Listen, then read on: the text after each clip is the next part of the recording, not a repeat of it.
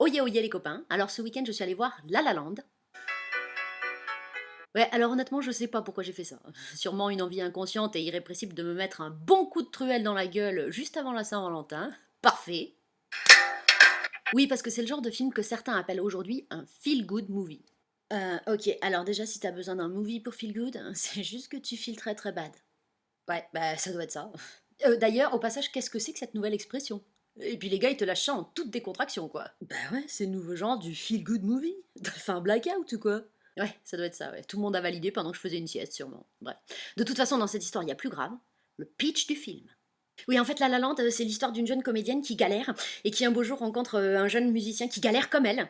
Et en fait, à partir de là, ils vont s'aimer passionnément et s'aider mutuellement à accomplir leurs rêves respectifs. Alors, je voudrais pas divulgacher le film, hein. Ouais, ça aussi, ça se dit apparemment. Mais je voudrais quand même apporter quelques précisions.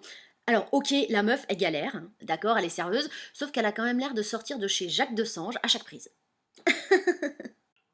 Elle galère, mais elle est quand même invitée à des soirées super chébran avec ses copines super bonasses sur les hauteurs de Beverly Hills. Dylan, si tu nous regardes.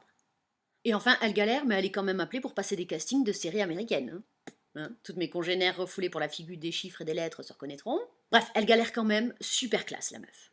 Mais encore jusque-là, passe encore, c'est même pas le problème. Non, là où tu te dis que le mytho va vraiment trop loin, c'est quand elle tombe inopinément sur Ryan. What the fuck? Alors à partir de là, c'est la surenchère du n'importe quoi. Hein. C'est parti mon kiki. Déjà, première scène, elle lui fait juste un gros doigt. À Ryan. Honey, pampe un cucu grave là.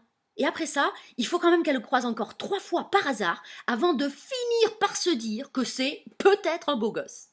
Honey, on ne croit pas du tout. Et c'est quand même Ryan lui-même qui finit par venir la draguer au café où elle bosse. Ok, honey, là c'est pas crédible. You went too far. Mais grave! Attends, moi aussi je suis comédienne, moi aussi je galère dans mon boulot, mais jamais je me fais accoster par un beau jazzman qui joue du piano comme un dieu. De mon expérience, t'as plus de chances de tomber sur un gros connard qui joue du pipeau pour entrer dans ton pieu. Et même ça, c'est pas souvent. Et quand bien même tous ces facteurs seraient réunis, eh ben perso, sur un premier date, ça m'est encore jamais arrivé de partir en claquette et voix de tête. Ah bah, ce serait plutôt mal de tête et basket. Ouais, mais on peut quand même continuer de rêver, non? Oh, shut up. C'est juste là la loose.